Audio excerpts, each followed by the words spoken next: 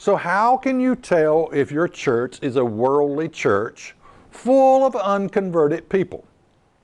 Well, I'm going to tell you how. I'm going to tell you how with this program. Now, 68% of Americans say divorce is morally acceptable. Now, these statistics that I'm going to give you here come from the Glenn Beck program, and they are about 8 years old, these statistics, so I'm sure the numbers have gone up since then.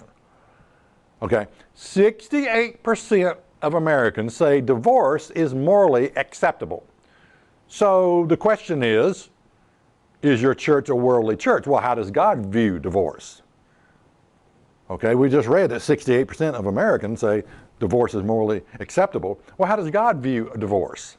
Well, in Malachi 2 and verse 16, it says this, "For the Lord, the God of Israel, says that he hates the putting away." In other words, he hates divorce.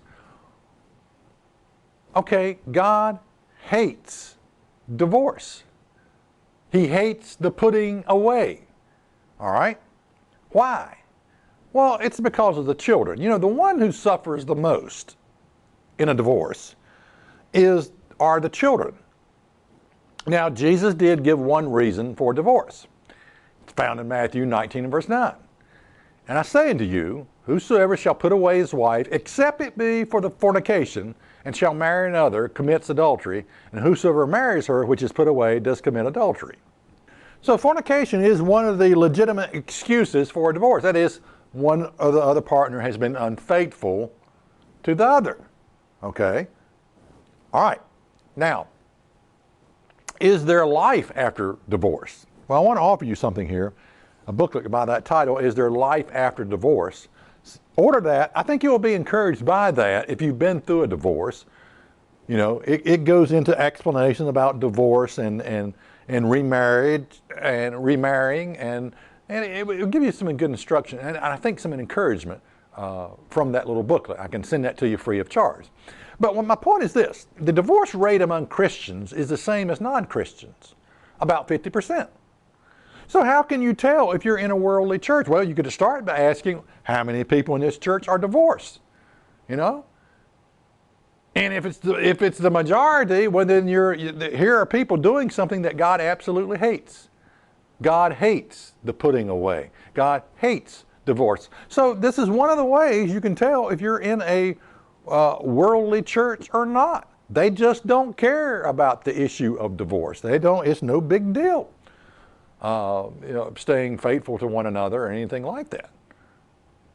Now, 60% of Americans say having a baby outside of marriage is morally acceptable. Notice this: 60% of Americans say having a baby outside of marriage is morally acceptable. You know, they accused Jesus of being a bastard, a person born of parents not married to each other. In fact, in John 8 and verse 41, it says, they accused him. They said, "You do the deeds of your father." Then said they to him, "We be not born of fornication. We have one Father, even God." What they were accusing him of is having two parents, being born from two parents who were not married to one another. So Mary became pregnant, and Mary and Joseph were not married at the time. Of course, they didn't understand that Mary had been impregnated with the Spirit of God. So fornication results in bringing children into the world when the parents are not even married. All right.